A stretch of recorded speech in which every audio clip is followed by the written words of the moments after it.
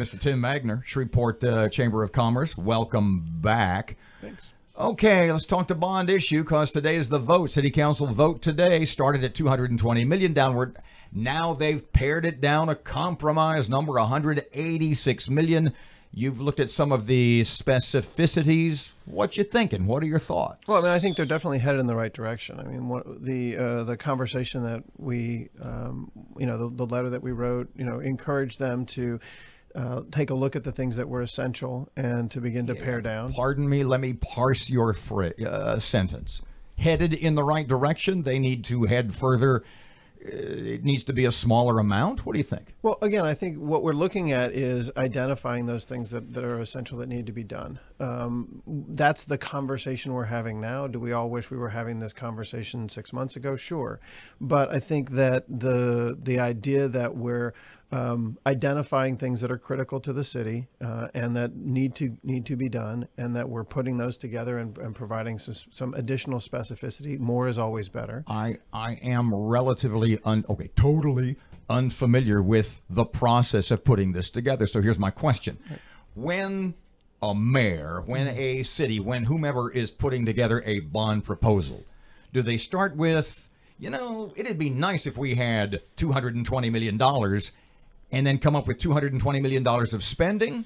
Or do you start at zero? Here's what we need, and do you make a shopping list, and here's where it ends up? Well, it's a combination. I mean, part of the reason we have all these departments in the city is that the city engineer is keeping track of the streets and bridges and drainage and things like that, and so they have a list of projects that need to be done. I mean, if the city wasn't keeping up with the streets that what streets need to be repaired in what order, I think that would be intensely problematic. I think the question then is not, do you start at zero or do you start at 220?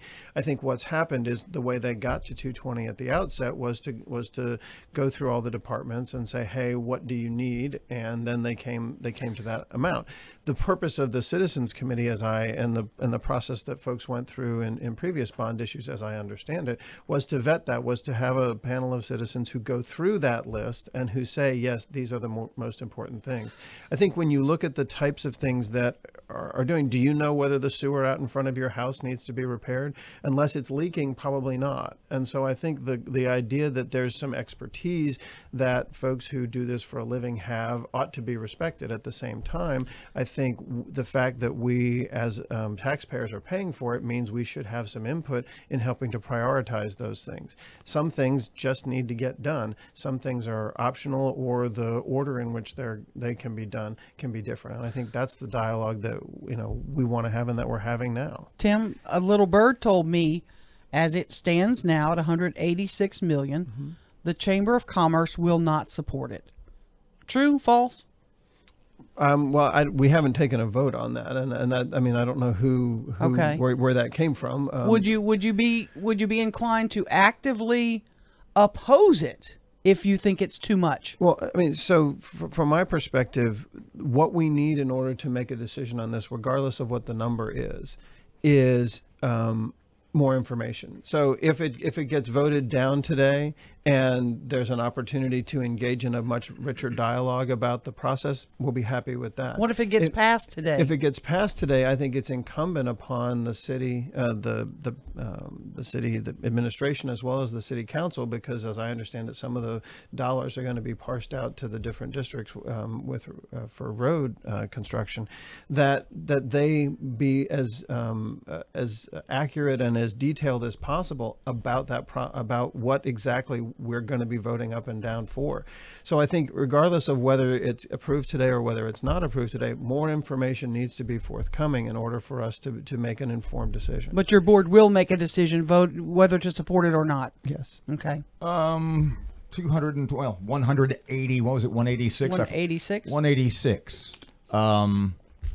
What did Royal tell us? City debt right now is about 200 and something. 240 million. So this is maybe increasing the city debt by 3/4 of our current debt amount. Is that of concern to you? Well, it's always a concern, but it's also I mean, it's the way that we fund things. We fund things that we can't pay for all at once through debt. It's how you buy your house or your car, and it's how cities operate. So, we have been, I think, over the last 30 years, we have incurred debt and we have paid it off. And now we're at the point where we need things that have to be done, streets, cities, roads, etc. Erin has made the point rather adamantly over the last few weeks. She said, if we're going to do that, why does it have to be so much? Why can't we just do the stuff that's emergency stuff? And I said, to sort of counter that, I said, well, aren't we kind of in the mess we're in with dilapidated, deteriorating, decrepit, etc.? Aren't we in the mess we're in because all along we just do emergency stuff? We put Band-Aids on things. We don't act until until it's almost an emergency. Is part of the problem that we haven't had a big picture view of where the city should go and what the city should be? And is that sort of an explanation for what a lot of people think is a rather heady amount? Yeah, I do think that we haven't had. I mean, we have a master plan, but we don't really have a mechanism to get from here to there. I also think that we have not been a city that's been in growth mode for a while. I mean, the cities historically have grown their way into or out of these issues. We grew at a point, 30 years ago, and we haven't grown really since. And so when you have a stable economy, but you have a stagnant population, your tax rolls essentially flatline.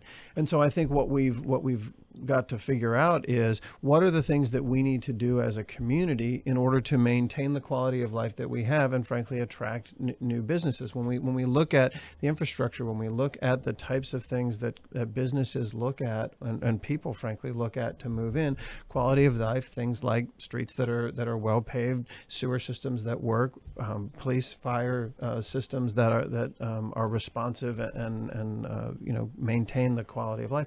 Those are the types of things that people look for. Those are the things that we generally pay for through our taxes.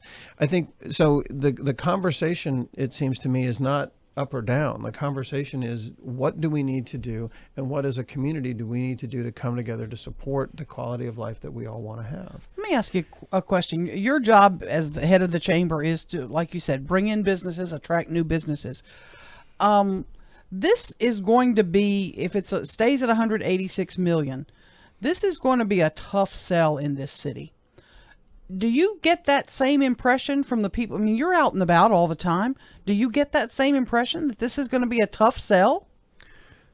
I think it could be. Again, I think it really boils down to how it's communicated, and I think part of the challenge with this, at least in the last several months, or this month or so, since it's really sort of come to the fore, has been that it hasn't been well communicated, and so how it's received and the process that we're having. I mean, again, the letter that we wrote was really about communication. It was about, let's have this conversation. Let's have this dialogue. I think you're hearing that now from several of the city council members that are saying, hey, we need to have a broader conversation about this. Let's table this until we do. And again, if that's the will of the council, then I think we're definitely in Would you feel better if it were delayed, the public vote, as it were, or until next fall? Wait a year. Let's wait a year. Well, again, I think you have to look at what's in the package and what are the things that need to be done. There's at least, by my count, something on the order of $10 or $15 million in there that the city engineer needs to do things like, if a water main breaks, to be able to come in and do some of that. So some of this is specific projects that are outlined. There are some things in there that are designed as sort of contingency funds, and that is the contingency fund that the city engineer needs to be able to fix things that break on an ongoing basis. And so it seems to me that we need to be in a position to be able to ensure that the city has the resources it needs to do the job that we expect it to do, while at the same time not throwing good money after bad. And so I think there is something in there that I would argue needs to be put forward, or there needs to be a mechanism to get us through the next year while we have this conversation about how the system operates.